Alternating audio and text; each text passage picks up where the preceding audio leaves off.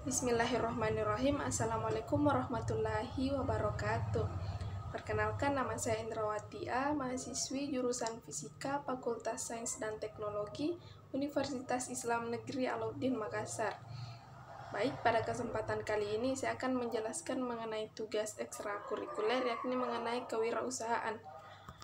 Jadi apa sih itu kewirausahaan? Jadi kewirausahaan atau wirausaha dalam bahasa Inggris dikenal dengan istilah entrepreneurship.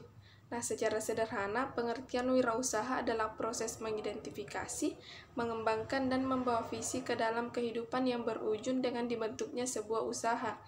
Wirausaha kerap disebut juga dengan wira swasta dan dianggap memiliki definisi yang sama. Nah, adapun langkah-langkah dalam memulai usaha, yakni yang pertama itu melakukan riset. Kemungkinan besar seseorang yang akan memulai usaha sudah nih mengidentifikasi bisnis apa yang akan dijalankan.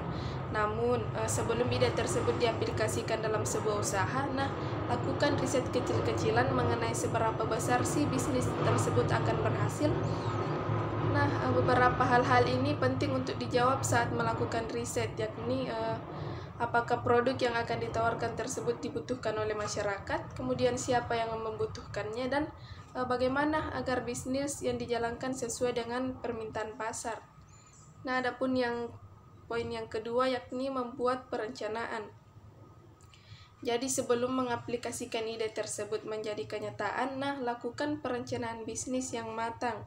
Karena itu akan memandu untuk menjalankan bisnis mulai dari tahap awal hingga pembentukan sampai rencana pengembangan dari bisnis tersebut. Kemudian poin yang ketiga, yakni merencanakan mengenai keuangan. Poin yang ketiga ini adalah poin yang penting nih teman-teman. Jadi untuk memulai bisnis kecil memang tidak dibutuhkan banyak uang, namun tentu saja tetap dibutuhkan investasi awal yang akan digunakan untuk menutupi pengeluaran sebelum menghasilkan yang namanya keuntungan. Jadi penting nih untuk membuat perencanaan keuangan, termasuk memperkirakan apa saja kebutuhan serta pengeluaran, misalnya mulai dari biaya produksi, stok barang, dan lain sebagainya. Adapun poin yang keempat, yakni menyiapkan lokasi bisnis. Jadi poin keempat ini juga tidak kalah penting nih teman-teman, yakni menyiapkan tempat bisnis itu sangat penting untuk mengoperasikan usaha yang dijalankan, agar orang yang dapat membeli dapat mengetahui lokasi kita, dan pemilihan lokasi tersebut itu harus memilih lokasi yang lebih strategis. Kemudian yang kelima, promosikan bisnis kecil tersebut. Jadi setelah bisnis berjalan dan kita harus mulai menarik pelanggan. Di sini saatnya kita membuat rencana pemasaran, kemudian jelajahi ide-ide pemasaran bisnis kecil sebanyak mungkin sehingga kita dapat memutuskan bagaimana nih cara mempromosikan bisnis yang lebih efektif. Misalnya promosi di media sosial itu merupakan salah satu cara yang efektif untuk mempromosikan jualan. Adapun poin yang keenam, yakni meningkatkan kualitas layanan.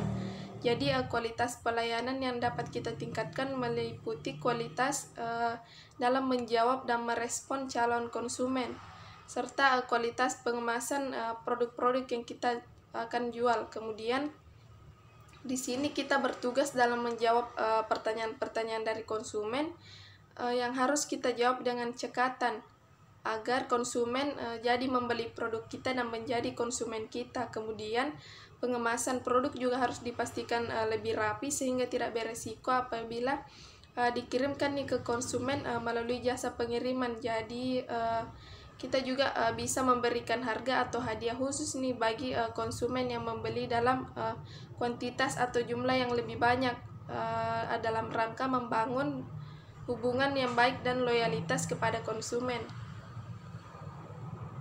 Adapun poin yang ketujuh, yakni meningkatkan kualitas produk.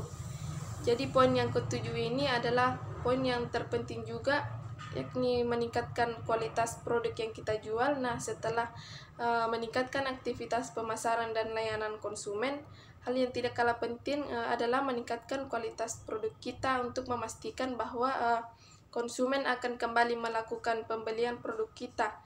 kita tetap menciptakan varian yang lebih unik dan lebih baru agar konsumen lebih tertarik kepada produk yang kita jual. Nah, ini merupakan contoh pamflet di media sosial. Nah, pamflet ini bisa kita sebar di media sosial, misalnya seperti Instagram dan WhatsApp, agar orang dapat menjelajahi akun-akun media sosial kita untuk membeli produk yang kita jual. Oke, mungkin itu saja yang sempat saya sampaikan. Lebih dan kurangnya mohon dimaafkan. Tetaplah berusaha, karena tidak ada usaha yang akan mengkhianati hasil. Akhir kata, wassalamualaikum warahmatullahi wabarakatuh.